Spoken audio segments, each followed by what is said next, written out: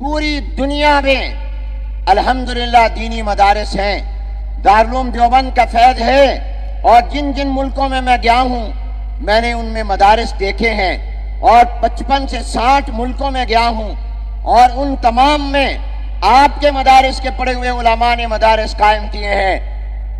लेकिन जहां भी दुनिया में गया हूं मदारिस तो मिले हैं, विफाकुल मदारिस कहीं नहीं मिला।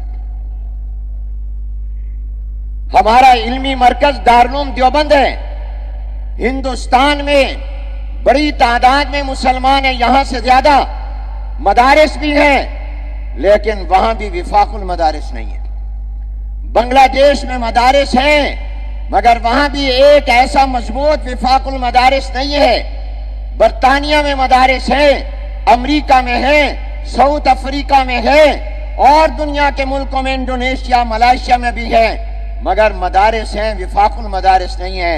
या आप खुश नसीब हैं कि अल्लाह ने आपको पाकिस्तान में मदारिस भी दिए, विफाकुल मदारिस भी अता किया।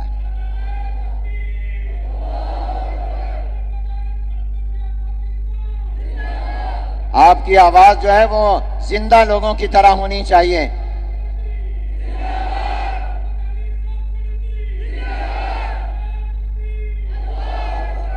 आपके पास मदारिस भी हैं और विफाकुल मदारिस भी है। यह अल्लाह का इनाम सिर्फ आप पर है। ये एक साहिबान और निगहबान आपको अल्लाह ने दिया है।